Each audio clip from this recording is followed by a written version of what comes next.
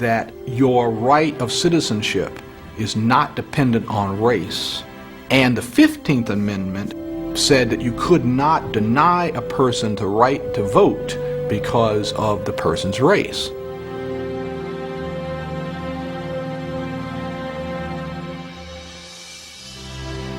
By the time you get to the spring of 1867, African Americans have a new sense of government, a new sense of what government means.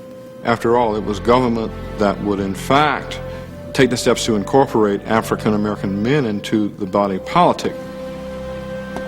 With the ability to vote and enter politics, many African Americans who had fled the South returned home.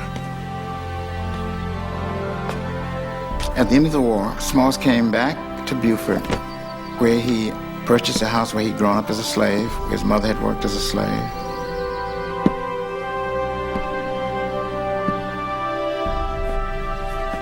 His mother now was presiding over this house as a free person. She'd been presiding over it for a long time for the McKee family, and now she was doing it for her son.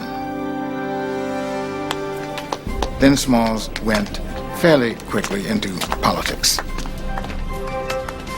The Beaufort Republican Club became the base of Robert Small's political career, and Robert Smalls went all over the county, canvassing, as they said, but campaigning. He proved himself to be a very clever orator, great at repartee and dramatic in his oratory, and often aggressive and colorful and all those things. The black population of the Seattles responded immediately to Robert Smalls. And so this was the beginning of his political career. In the spring of 1868, Robert Smalls was elected to the South Carolina State House of Representatives, where he joined the black majority in the legislature. It was the only state in the Union to be dominated politically by African Americans. South Carolina, where the Civil War had begun, would become a major proving ground for Reconstruction. Across the country, African Americans entered political life at every level of society. If you make this comparison between 1860, when 90% of black people were slaves, and 1868, 1870, when you've got African Americans who are in state legislatures, they are black mayors and police chiefs, there are blacks in the U.S. Senate and the U.S. House of Representatives. They are literally revolutionizing American politics. Although their overall numbers were small, their mere presence was too much for the old Southern establishment. That was very radical. I mean, white folks, they just couldn't imagine that. I mean, social equality, political equality, oh my, it was just beyond their comprehension that such a radical thing could occur so fast. And so when the social fabric begins to rip from the perspective of white Southerners, what they know to do is to respond with overwhelming violence, and they do. The Ku Klux Klan emerges throughout the South.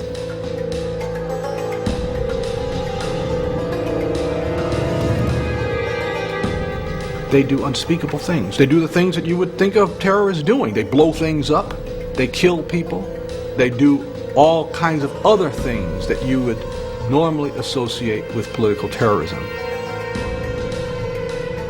These were very dangerous times. These white terrorists, really, because that's what they would properly be called, were committed to stopping at nothing to eliminating the black body politic.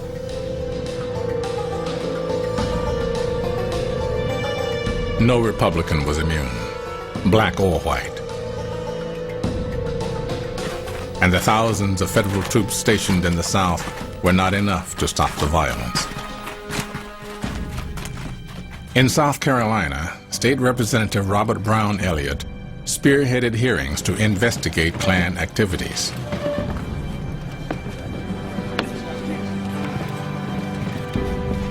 Elliott's success in getting some of the Klan to confess to their tactics convinced him that he could do something about the intimidation.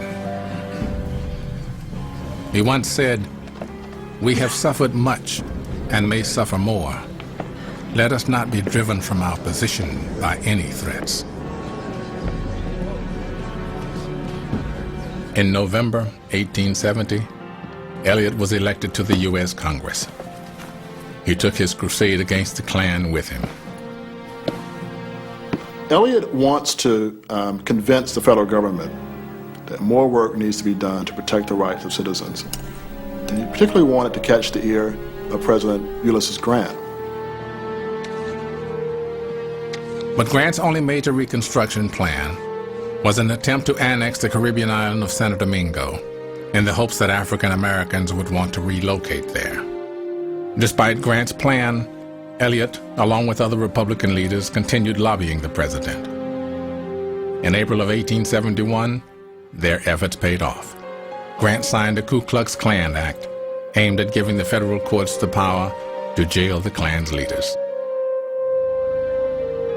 In October, Grant declared martial law in 9 South Carolina counties due to the condition of lawlessness.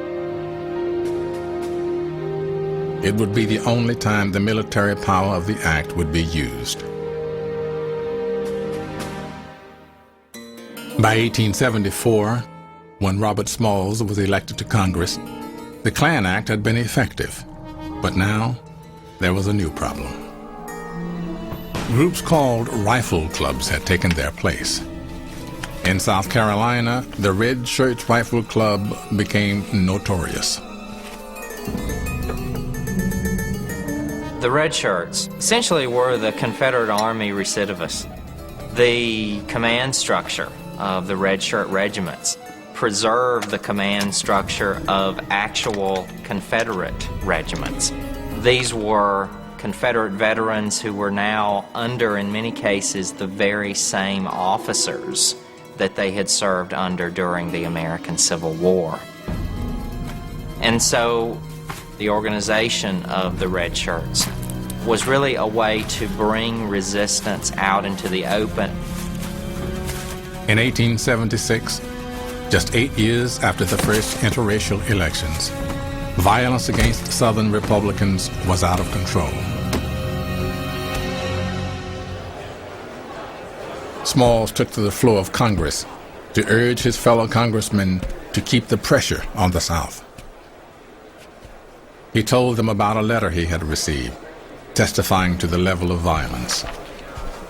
The letter began, "These were facts which I vouch for entirely, and are not distorted in any degree.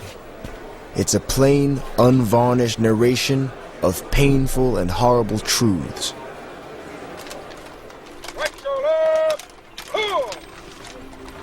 On July 4th, 1876, a local plantation owner drove his buggy down a public road in Hamburg, South Carolina, where a black militia troop was drilling.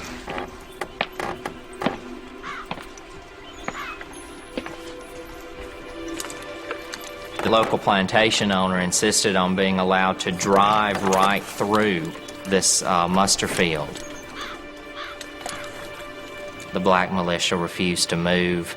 They almost come to blows.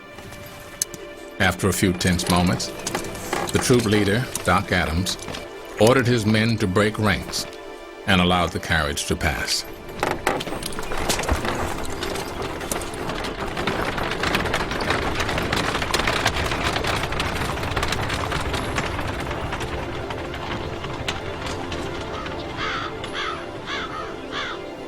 All along, whites in that area had been waiting for a kind of a provocation that they could use to rally their forces. And so local Democratic leaders rally white Democrats in that area, and when the local black militia found out what was happening, they held up in a building, and the whites began to lay siege to that building.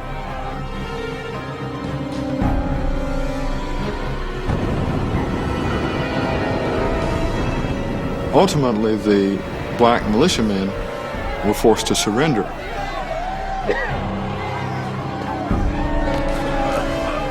When they surrender, particular members of Doc Adams' militia are picked out.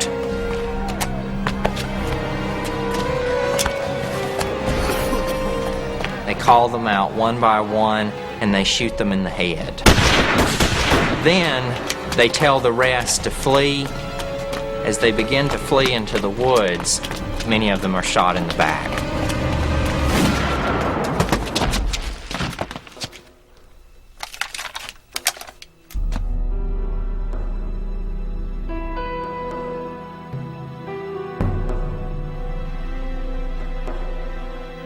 That was a turning point, because not only did it scare African Americans, but it showed white Democrats that this was the moment, this was the trajectory you could take if you really wanted to turn the clock back on Reconstruction.